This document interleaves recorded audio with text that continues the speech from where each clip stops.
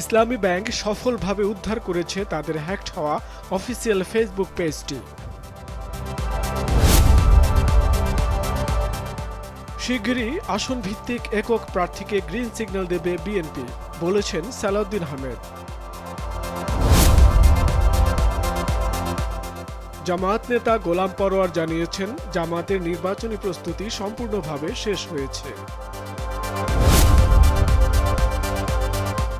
বিএনপির মহাসচিব মির্জা ফখরুল ইসলাম আলমগীর যুক্তরাষ্ট্র সফর শেষে দেশে ফিরেছেন। গ্লোবাল ফ্লোটিলার আটক মানবাধিকার কর্মীদের দ্রুত মুক্তির জোর দাবি জানিয়েছেন গণসংহতি আন্দোলন। মেঘনার এক বিশাল ইলিশ মাছ বিক্রি হয়েছে 10,000 টাকায়।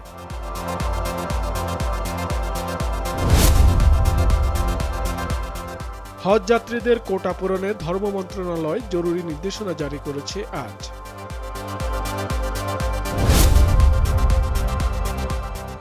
ভারতের সেনাপ্রধান পাকিস্তানকে মানচিত্র থেকে মুছে ফেলার কঠোর হুমকি দিয়েছেন।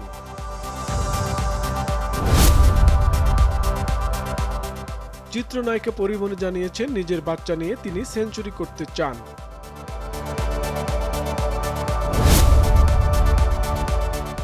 শারজায় দ্বিতীয় টি-20তে আফগানিস্তানের বিপক্ষে সিরিজ জয়ের লক্ষ্যে টসে জিতে ফিল্ডিং করছে বাংলাদেশ।